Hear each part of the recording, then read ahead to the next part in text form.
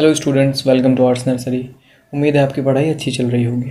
जैसा कि आपको पता है, आर्ट्स नर्सरी पे हिंदी और इंग्लिश दोनों ही मीडियम के स्टूडेंट्स के लिए आर्ट्स में आर्ट्स स्ट्रीम के लिए अच्छा खासा कंटेंट, क्वालिटी कंटेंट प्रोवाइड कराया जाता है। ठीक है, तो हमने जो है इंट्रोडक्शन कर लिया था चैप्टर 1 का। ठीक है, तो चैप्टर 1 में जो आपका थीम 1 है, यानी कि from the beginning of time, समय की शुरुआत से, और थीम 2 यानी कि राइटिंग एंड सिटी लाइफ, यानी कि लेखन कला और शहरी जीवन, ये दो थीम हैं। तो आज हम थीम 1 करने वाले हैं, यानी कि समय की शुरुआत से। ठीक है, तो आइए देखते हैं इसमें क्या पढ़ने को मिलने वाला है हमें। तो समय की शुरुआत से, इसमें असल में हमें ह्यूमन डेवलपमेंट के ही बारे में पढ़ना है, जैसा कि इंट्रोडक्शन में आपको पता चल ही गया था। तो जैसे आपको यहाँ पे एक इमेज दिख रहा होगा, ठीक है, ये आज से 56 लाख साल पहले ऐसे प्राणी का उद्भव हुआ, ठीक है, जिन्हें मानव कहा जा सकता है। ठीक है, मानव कहने के लायक इनके पास एलिजिबिलिटी थी, योग्यता थी। ठीक है, और फिर जो आधुनिक मानव भी एक कंसेप्ट है, यानी कि होमो सेपियंस जो हम लोग हैं, आधुनिक मानव, इन दोनों में अंतर दिमागी तौर पे है। मतलब कि जो आधुनिक मानव होते हैं, इनका दिमाग जो है इनकी तुलना में ज़्यादा विकसित होता है, इनका ज़्यादा विकसित है, इनका कम विकसित है।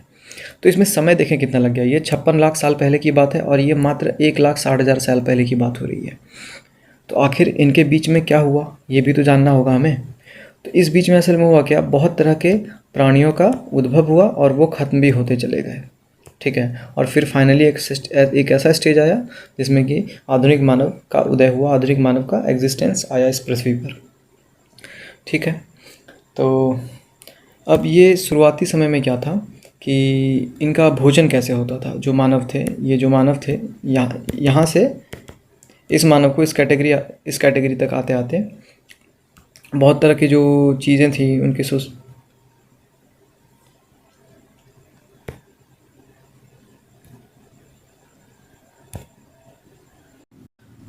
और अगर इनके भोजन जुटाने के तरीक़ों के बारे में बात की जाए तो आज से 10,000 साल पहले तक की बात, यानी कि 8,000 ईसा पूर्व की बात।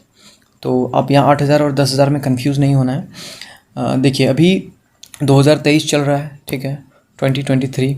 तो इधर कितने साल हो गए, 2023, तो इधर 2000 साल लगभग हो गए। अब इससे पीछे जाते जाएँ तो कभी तो एक ईस्वी रहा होगा, एक ईस्वी। तो एक ईस्वी से 8,000 साल पहले, उसे ही 8,000 ईसा पूर्व कहा गया है। अगर ये बहुत ही छोटा सा कंसेप्ट है, लेकिन मैं बता दे रहा हूँ, किसी किसी को नहीं समझ में आता है। तो 8,000 साल पहले, 8,000 ईसा पूर्व, यानी कि आज से लगभग 10,000 साल पहले आपने देखा था कि कृषि का डेवलपमेंट होने लग गया था। इंट्रोडक्शन में मैंने बताया था। ठीक है, यानी कि आदिकाल से 10,000 साल तक पूर्व तक क्या होते आ रहा था कि वो जो है भोजन क्या करते थे, जो प्राकृतिक रूप से प्राणियों की मौत हो गई, पशुओं की मौत हो गई, उनके शरीर से मांस, जो भी है मांस खुरच के खा लिए, पेड़ पौधे, कंदमूल, बीज, ये जो भी है, इन सब से भोजन प्राप्त कर लिया। ठीक है, फिर आगे क्या डेवलपमेंट हुआ, फिर इन्होंने पत्थर के औजार बनाने सीख लिए। ठीक है, ये सभी होता जा रहा था। बहुत तरह तरह के अलग अलग तरीके से भोजन जुटाने के तरीक़ों पे काम चल रहा था, तरीके डेवलप हो रहे थे। लेकिन उसी के पैरेलली जो है ये भी चलता जा रहा था, वो है शिकारी संग्राहक समाज, जिसे कहते हैं हम हंटर गैदरर सोसाइटी। ठीक है, मैं यहाँ पे इसे अगर अंग्रेज़ी में लिख दूँ, HUNTER, हंटर गैदरर। ठीक है, हंटर का मतलब क्या होता है, हंटिंग से बना हंटर, यानी कि जो शिकार करते हैं। ठीक है, हंटर ये, गैदरर ये, संग्राहक। हंटिंग करना और चीज़ों को जमा करना, शिकार करना और चीज़ों को जमा करना अपने भविष्य में खाना पूर्ति के लिए। ठीक है, तो वैसी सोसाइटी भी साथ साथ चलते आ रही थी, यानी कि भोजन जुटाने के अलग अलग तरीके भी डेवलप होते जा रहे थे। ठीक है, वो ऐसे भी खाना खा रहे हैं, कृषि भी धीरे धीरे डेवलपमेंट होते जा रहा है, और कंदमूल, फल, बीज जो भी, ये भी खा रहे हैं, पत्थर के औजार बनने लग गए इधर। लेकिन साथ साथ में शिकारी संग्राहक समाज भी समानांतर रूप से टिका हुआ था। और ये एक बात है कि ये आज भी टिका हुआ है। आपको मैं यहाँ पे एक टॉपिक से हट के थोड़ा बताना चाहता हूँ कि आप यूट्यूब पे जाके सर्च करेंगे क्या, सेंटिनल आइलैंड। ठीक है, आपको सर्च करना है, मैं यहाँ पे स्पेलिंग लिख देता हूँ, शायद स्पेलिंग एग्जैक्ट ना हो, मुझे ध्यान नहीं है, बट शायद ये होना चाहिए, सेंटिनल। ठीक है, सेंटिनल आइलैंड, ये जो है इंडिया के टेरिटरी में आता है, भारत का ही भूभाग है। आपको इसे यूट्यूब पे सर्च करना है और वहाँ पे आपको जो है हंटर गैदरर सोसाइटी से मिलता जुलता कुछ आपको देखने को मिलेगा। बहुत इंटरेस्टिंग होगा, मैं पूरा एक्सप्लेन नहीं करूँगा, यहाँ पे टाइम लिमिटेशन है, पर मैं रिक्वेस्ट करूँगा आप वहाँ जाके ज़रूर देखें। बहुत ही ज़बरदस्त चीज़ देखने को मिलने वाला है आपको। ठीक है। तो हंटर गैदरर सोसाइटी जो है एग्जिस्ट करता था। और हाँ, अब यहाँ पे एक सवाल भी है आपके बुक में कि मतलब इस पे ज़्यादा चर्चा नहीं की गई है कि क्या अब आज के समय में जो हंटर गैदरर सोसाइटी है, इनके बारे में पढ़ के, इनके बारे में समझ के, क्या जो आदिकाल में थे उनके बारे में समझा जा सकता है? ये आप खुद इमेजिन कर लें। कुछ कुछ तो मुझे लगता है रेलिवेंट होगा ही, अब आप भी सोचें। ठीक है, इसके बारे में कुछ ज़्यादा एक्सप्लेनेशन है नहीं और इसमें ज़्यादा घुसना भी नहीं है हमें। ठीक है। और अगर मानव डेवलपमेंट, ह्यूमन डेवलपमेंट के बारे में समझने का प्रयास जब हम करते हैं कि ये जो क्रमिक विकास को हम समझने की कोशिश करते हैं, तो इसमें हमें ये समझ में कैसे आया, ये मैंने बताया था पुरातत्व विज्ञानियों वाला एक बात मैंने बताई थी आपको, जिसमें कि पुरातत्व विज्ञानी जो है हड्डी पत्थर के औजार जो भी रिमेन्स हैं उनको खुदाई करके निकालते हैं और कहानी को जो है पुनर्निर्माण करने का प्रयास करते हैं कहानी का। ठीक है, समझने की कोशिश करते हैं उस वक्त मानव कैसा रहा होगा, मानव समाज जो भी एग्जिस्ट किया होगा वो कैसा रहा होगा। तो उसमें ना 2-3 चीज़ें हैं जो बहुत ही इंपॉर्टेंट रोल प्ले करती हैं। ठीक है, तो वो क्या क्या है? पहला है जीवाश्म, जिसके आधार पर जो है कहानी का पुनर्निर्माण किया जाता है। जीवाश्म यानी कि अंग्रेजी में से कहते हैं फॉसिल। ठीक है, और एक चीज़ है, थोड़ा मैं जूम कर रहा हूँ यहाँ पे, औजार, यानी ये तो आप इससे तो आप वाकिफ़ हैं। ठीक है, औजार, स्टोन। ठीक है, औजार। एक है गुफा चित्रकारी। ठीक है, केव पेंटिंग्स, गुफा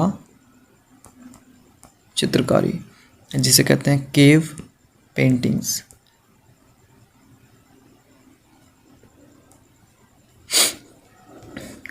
तो देखिए, स्टोन्स यानी कि औजार, जीवाश्म, ठीक है, यानी कि फॉसिल, और गुफा चित्रकारी, इन 3 चीज़ों के बेसिस पर जो है मानव इतिहास के पुनर्निर्माण करने का प्रयत्न बार बार किया गया है और इसी के आधार पर जो है वो आदिकाल का जो इतिहास है उसे समझने की कोशिश की जाती है।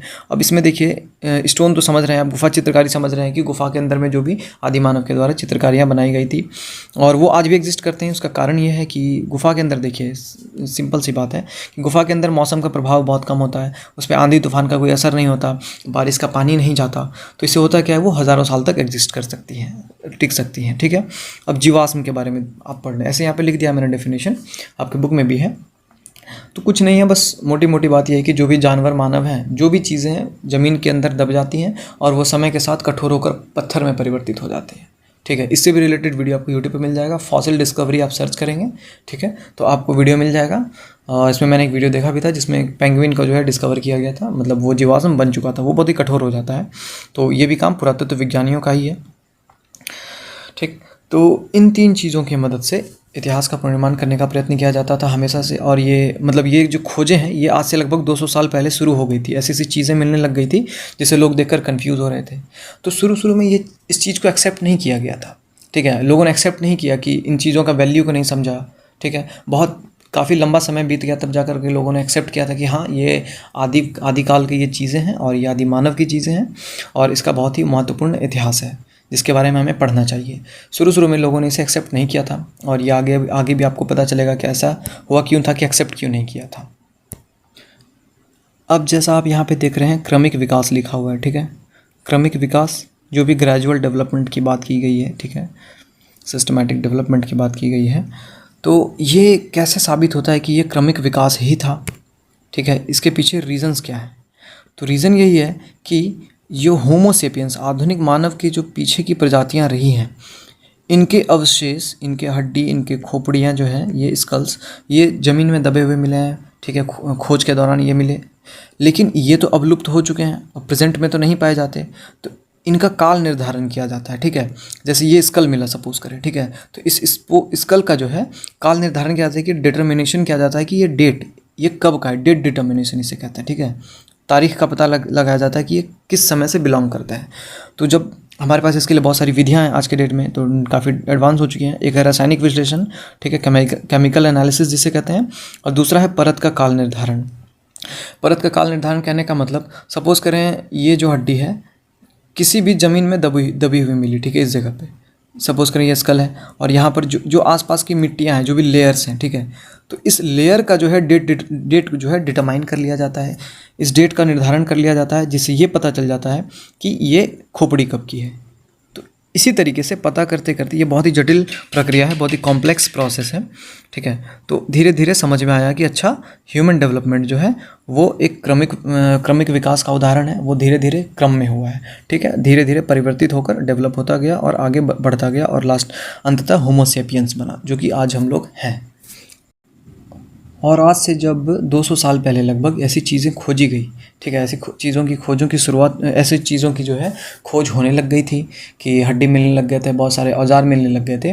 तो उस समय विद्वानों ने, जो समाज के विद्वान लोग थे, उन लोगों ने इसे एक्सेप्ट नहीं किया कि ये असल में प्राचीन काल से बिलोंग करते हैं, ठीक है, आदि मानव से संबंध है इनका। वो जो है इनको मानने से इनकार कर दिए, एक्सेप्ट नहीं कर सके। तो इसके पीछे रीज़न भी था। रीज़न देखिए, एक धार्मिक कारण है, ठीक है। धार्मिक कारण क्या है कि जो बाइबल है, ठीक है, ये क्रिश्चियन धर्म की जो है धार्मिक पुस्तक है। तो बाइबल के ओल्ड टेस्टामेंट में ऐसा लिखा गया है कि परमेश्वर ने सृष्टि को बनाया है और सृष्टि बनाते समय अन्य प्राणियों के साथ साथ उन्होंने ही मानव को बनाया है। परमेश्वर कहने का मतलब भगवान, गॉड। तो मानव को भी उन्होंने ही बनाया है। तो इसका एक एग्जाम्पल भी है।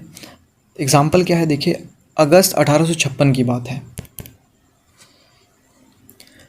अगस्त 1856 में ऐसा हुआ कि जो यूरोप में, ठीक है, ये नक्शा आपको दिख रहा होगा, मैं हल्का जूम कर रहा हूँ, ठीक है। इस नक्शे में देखें, यहाँ पे ये यूरोप का नक्शा है, ठीक है, यूरोप महाद्वीप, निएंडर घाटी, ठीक है, निएंडर वैली में चूने की खान, ठीक है, चूने की खान में जो है खुदाई चल रही थी। तो खुदाई के दौरान वहाँ पे एक स्कल मिला, ठीक है, एक खोपड़ी, जिसका इमेज मैंने नीचे लगाया हुआ है। ये स्कल देख रहे हैं, ये ऊपरी हिस्सा है, आप इमेजिन कर सकते हैं, यहाँ पे ये आइस का स्पेस है, ठीक है, अब आप समझ गए होंगे। तो ये खोपड़ी मिली निएंडर वैली में। तो निएंडर वैली में जब ये खोपड़ी मिली तो वहाँ के मज़दूरों ने क्या किया, इस खोपड़ी को ला करके दे दिया, एक नेचुरल हिस्टोरियन है जिनका नाम है कार्ल फुलरॉट, ठीक है, इन्होंने दे दिया कार्ल फुलरॉट को। तो कार्ल फुलरॉट ने क्या किया, इसका स्टडी किया, इसके बारे में। तो उन्हें समझ में आ गया कि ये जो है अभी के समय के ह्यूमन से बिलोंग नहीं करता है, यह बहुत ही पुराना है, ठीक है। तो उन्होंने क्या किया, फिर इसे ट्रांसफ़र किया एक और जो है प्रोफेसर, वॉन यूनिवर्सिटी में एक प्रोफेसर थे, हरमन साफोसैन। ये शरीर रचना विज्ञान के प्रोफेसर थे। तो इन्होंने क्या किया, इसका ढांचा बना करके सौंपा, उस हड्डी को नहीं सौंपा था, उस स्कल को नहीं सौंपा था, उसका ढांचा बनाया और हरमन साफोसैन को दे दिया। तो हरमन साफोसैन और इन दोनों ने मिल करके कंबाइंड रूप से 1 साल के बाद एक रिसर्च पेपर एनालिसिस जो है रिसर्च पेपर पब्लिश किया। रिसर्च पेपर यानी कि इसे हम हिंदी में कहते हैं शोध पत्र, ठीक है। और उस शोध पत्र में इन्होंने ये निष्कर्ष दिया कि ये अभी के मानव से बिलोंग नहीं करता है, ये बहुत ही पुरातन है, बहुत ही प्राचीन है। लेकिन हुआ क्या, उस वक्त के जो और विद्वान लोग थे एक समाज के बड़े तबके ने इसे डिनाई कर दिया, इसे एक्सेप्ट नहीं किया और कहा कि नहीं, ये बहुत बाद का है, यानी कि बहुत ही रिसेंट का है, बहुत ही पुराना नहीं है, प्राचीन नहीं है। अब तक तो आपको भी समझ में आ गया होगा कि उस समय जो सबसे ज़्यादा इम्पॉर्टेंट क्वेश्चन बन गया होगा पूरे मार्केट में, पूरी दुनिया में, कि आखिर ह्यूमन डेवलपमेंट हुआ कैसे। हालांकि इन सब चीज़ों के बारे में यूरोप में जो है ज़्यादा डेवलपमेंट्स हो रहे थे, ज़्यादा स्टडीज़ हो रहे थे, बट अभी लोग मान नहीं रहे थे उस चीज़ को, ठीक है, बट लोग एक्टिव थे। लेकिन लोगों के मन में उत्सुकता भी थी कि क्या हम लोग सच में ऐसे दिखते थे, अगर ऐसे हम लोग हमेशा से थे तो ये जो खोपड़ियाँ निकल रही है ये कहाँ से आ रही हैं, ये किन की हैं, है तो ह्यूमन की बट बहुत डिफरेंट है, हम जैसी तो नहीं है। तो फिर इसके आगे देखें, आगे 3 साल बाद क्या हुआ, ठीक है। 24 नवंबर 1859 की बात है। चार्ल्स डार्विन, ठीक है, चार्ल्स डार्विन, इन्होंने एक बुक निकाला, on the origin of species. तो on the origin of species में इन्होंने इस क्वेश्चन का जवाब दिया था कि हम लोग कैसे डेवलप हुए हैं, कैसे जो है मानव क्रमिक रूप से विकसित होकर के मानव बना। वो पहले मानव नहीं था, पहले कुछ और था, और वो क्रमवार तरीके से आगे बढ़ता गया और अंततः होमो सेपियंस बना, आधुनिक मानव बना। और ये इतना ज़्यादा क्रेज़ था इस बात का, उस चीज़ को जानने के लिए, कि ये जो बुक है, मतलब फर्स्ट डे ही जो है टोटल 1250 कॉपीज़, ठीक है, उस बुक की बिक चुकी थी पहले दिन, हाथों हाथ। आप समझ रहे हैं, उस वक्त कोई इंटरनेट तो नहीं था ना, फिर भी हाथों हाथ 1250 प्रतियाँ उस किताब की पहले ही दिन बिक गई, वो भी हैंड टू हैंड, ठीक है। और जो चार्ल्स डार्विन है, उन्होंने इस पुस्तक में यही दलील दी कि जानवरों से ही क्रमिक रूप से विकसित होकर मानव बना है। वर्तमान रूप में जैसे भी मानव है वो जानवर से विकसित होकर के बना है। और ये थ्योरी अब तक जो है सबसे ज़्यादा रेलिवेंट मानी जाती है। क्योंकि इससे बेटर थ्योरी अब तक आ नहीं पाया। जिस दिन आएगा आपके बुक में भी अपडेट हो जाएगा, ठीक है। तो फिर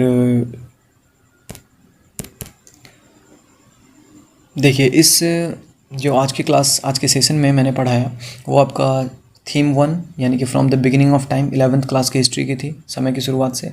और इस थीम 1 का ये पहला 2 पेज मैंने डिस्कस किया है। और मैं ज़्यादा बड़ी बड़ी वीडियोस नहीं ला रहा हूँ। उसका रीज़न ये है कि आप भी बोर हो जाएंगे। छोटे छोटे वीडियोज़ में करें और पेज बाय पेज आप भी पढ़ते चले, आप पे भी बर्डन नहीं होगा। लेकिन हाँ, आपको जाकर पढ़ना है, और जो मैंने पिछली वीडियो में पढ़ाया है उसे भी आपको जाके बुक में पढ़ना है और फिर वापस से वीडियो देखना है। इससे क्या होगा, आपका कंसेप्ट क्लियर होगा, डायमेंशन अच्छे तरीके से आपके दिमाग में डेवलप होगा, ठीक है। और फिर मैं बहुत ही जल्दी मैं कोशिश करूँगा कंसिस्टेंट रहने की और रेगुलर वीडियोस लाता रहूँगा, ठीक है। और नेक्स्ट वीडियो जो है वो बहुत इंटरेस्टिंग होने वाला है, क्योंकि अगला जो है बहुत ही कॉम्प्लेक्स पेज है, ठीक है। उसके लिए मैं अच्छे तरीके से पीपीटी तैयार कर रहा हूँ, ठीक है। और ढंग से डायग्राम रेडी करके आपके सामने लाऊंगा ताकि आपको भी ईजिली समझ में आए, क्योंकि अब जब बुक में जाएंगे तो वो बहुत ही ज़्यादा कॉम्प्लिकेटेड है, ठीक है। समझना उसे बहुत मुश्किल है। तो ठीक है, यहाँ तक बने रहने के लिए धन्यवाद। See you in the next video. तब तक के लिए हैव अ गुड डे।